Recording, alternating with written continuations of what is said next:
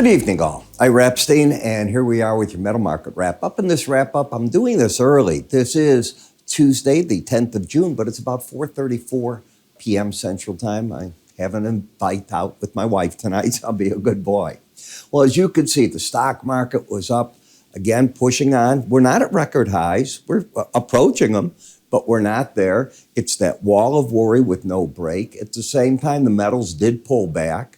Obviously, the metal markets are all tied into how are these talks going in Europe, London specifically, between China and the U.S. I'll get to that in a minute. The dollar, a minor gain of 16 points. The market that got hit a lot today was the British pound. It came down to 134.56. It still closed 70 lower, but that was the big break to me of the day. When we look at the energy market, I think they're marking time right here is the best way to say it. And in the nat gas, it's breaking down for, I'm a broken record, this cool weather, not hot weather, where you don't have a draw coming on the natural gas supplies is bearish at this moment. Now, it's only June 10th. The whole summer's ahead of us. I wouldn't count on it staying this way. But this is just how the market should play out, and it is playing out that way.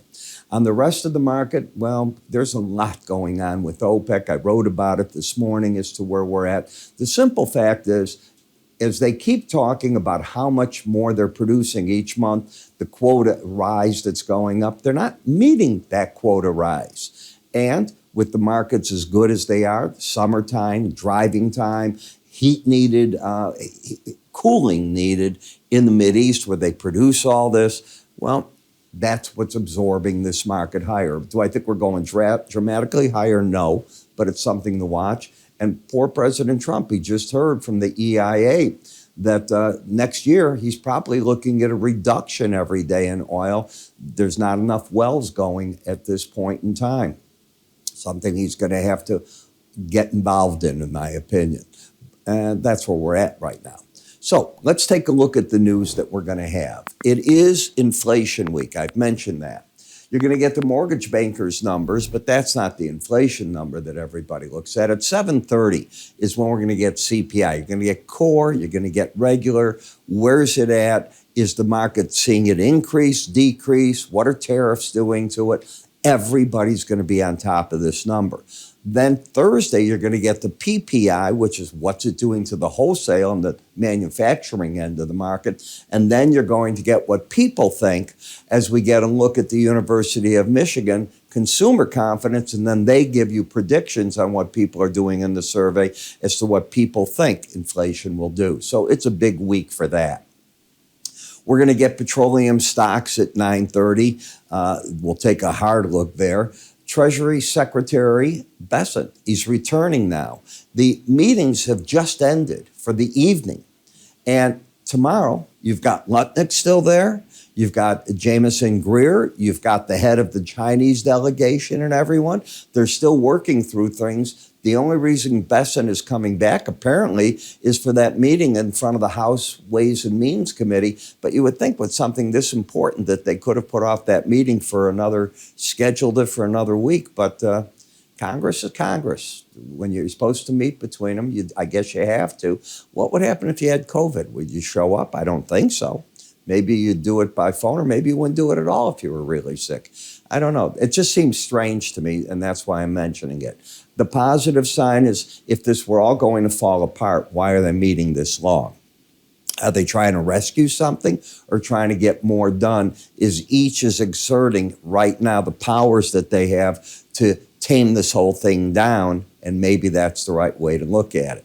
I just don't know. If you think you know, well, take your bet in the markets. What more can you say? So let's take a look, if we could, at the gold market and see what it's doing. In the gold, you're down for the week, 0.5%. It's nothing. All right, 5/100ths, you might even say. So it's not down very much. That's the first thing. You can see the sideways action that has developed in the marketplace. You are void of a trend.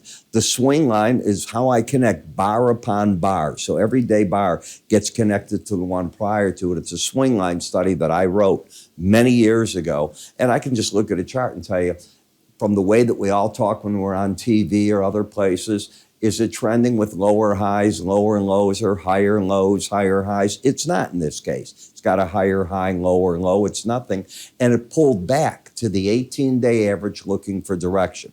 Now, a move tomorrow under 33.1310, that would give you then the possibility of lower highs, lower lows. And if it closed under that, you'd have actually a bearish formation.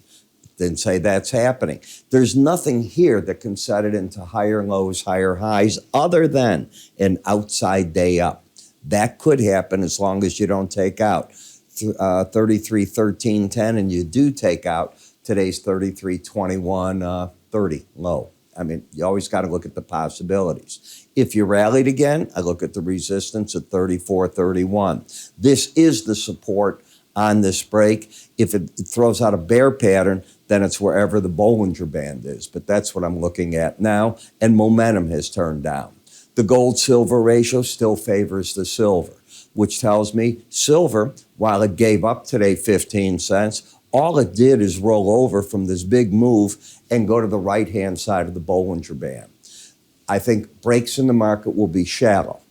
I could be very wrong on all this if the U.S. and China don't strike a deal, because with that, copper would go down, silver would go down, but I'm not thinking that's the case. So I see higher lows, higher highs, but if you get underneath here, and be a bit careful here, this 482 area, that could be problematic for the market. You might be going back then to 476 to regroup in the marketplace. In the platinum, up and over the upper Bollinger Band, okay. I expect the market to make a battle there. Will it stay there very long? No, not in my opinion. You've got 3 days in a row, I think, over it. Let's see if 3 days ago you were over. We know those two are. And on this day, you finished out over the band too. So you got 3 days in a row where you're over it. You rarely go 5 before you pull back in. You're embedded. So like in the silver market, breakbacks in the market, I think, will be short-lived. And then we get to the dollar, which has been, to me, a bear market rally, possibly into the 18-day average of closes. It's working off, but has not worked off the bearishness of being oversold. In order to get that, you either have to embed, which means you go down again, and both the red and the blue numbers, the K and D, get underneath 20 and stay there for several days, or the market does just what it is. It crawls up, and both these numbers try to get over a 30 reading and finish like that, and then you've worked off the oversold. So I'm still thinking the market would like to get back to that 18-day average and do that process. So we'll see where this all goes. Want to remind you on my silver report, it's there. It will go off our website now in but Wednesday. So you've got one more day to look at it. This is Tuesday. Wednesday, it's off the board. So just go right here. When you go to irepstein.com, there'll be icons here that'll take you there, and take a look at it. I think you'll find it fascinating. I cover silver, SLV, and SIL, and you'll see what the possible projection is in this market. It's rather dramatic. I'm Ira. You have yourself a great evening. I'll catch up with you all in my other videos and first thing in the morning. Take care.